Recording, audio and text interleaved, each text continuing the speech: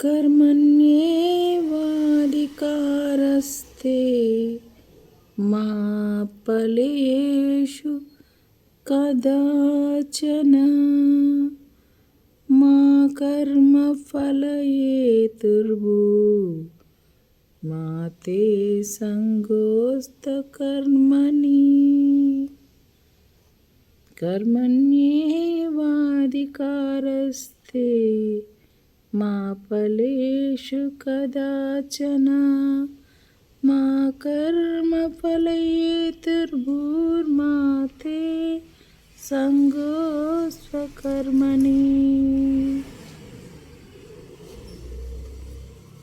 ఇచ్ఛాశక్తి, జ్ఞానశక్తి, క్రియాశక్తి, ఈ మూడు. ఇచ్ఛ అంటే మనసులో, ఇచ్ఛ అంటే ఇష్టం కలగడం, ఏదైనా ఒక వస్తువు మీద ధ్యానం కలగడం, ఏదైనా ఒక ఇచ్ఛ అంటే నా మనసులో ఇలా ఉంది కోరిక అన్నమాట.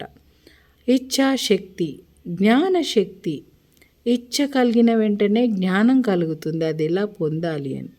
వెంటనే కర్మ వైపు నడుస్తాడు మనిషి, అప్పుడే క్రియ మొదలవుతుంది. ఆ క్రియ తర్వాత ఫలితమే ఆ కర్మ ఫలితం. కర్మ అంటే పని, మనం చేసిన పని తర్వాత మనకి ఫలితం దొరుకుతుంది. మనం ఏదైతే ఇష్టపడతామో అదే మనకి తర్వాత ఫలితంగా దొరుకుతుంది. దేన్ని ఇష్టపడి మనం పని చేస్తున్నాము?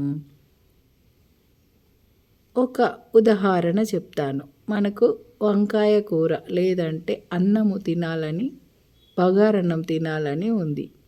ఇచ్ఛ మొదలైంది. ఇచ్ఛ అంటే కోరిక మొదలైన దానిని మనము మరి దాన్ని ఎలా సాధించాలి?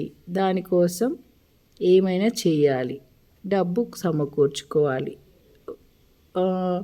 బియ్యం తీసుకురావాలి, మరి బగారన్నానికి ఏమేమైతే అవన్నీ తీసుకురావాలి. అదే అన్నమాట జ్ఞానం. ఏమేమి తీసుకురావాలి అనేదంతా అది రాసుకొని రెసిపీ అంటే దాని గురించి మొత్తం శ్రద్ధగా రాసుకొని ఎలా చేయాలి ఏమిటి అనేది అదంతా రెసిపీ. దాని తర్వాత కర్మ అంటే పని, మళ్ళీ దానిని చేయడం, తయారు చేసిన తర్వాత తినే ముందు దానిని కర్మ ఫలం అంటాం. అది మనం భుజిస్తాం.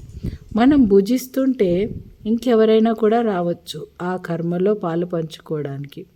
ఆ కర్మ ఎవరికైతే ప్రాప్తం ఉందో, ప్రాప్తం ఉన్న చోట ఫలము తప్పదు. వాళ్ళు అకస్మాత్తుగా చుట్టాలు రావడం, అది తింటుంటే వారికి కూడా పెట్టాల్సిన అవసరం కూడా రావచ్చు. వాళ్ళకి పెట్టకుండా, అతిథికి పెట్టకుండా మనం తినకూడదు. మరి అందరికి సరిపోతుందా సరిపోదా అది కూడా చూసుకోవాలి. అయితే కర్మ దీని అర్థం అన్నమాట ఇదంతా.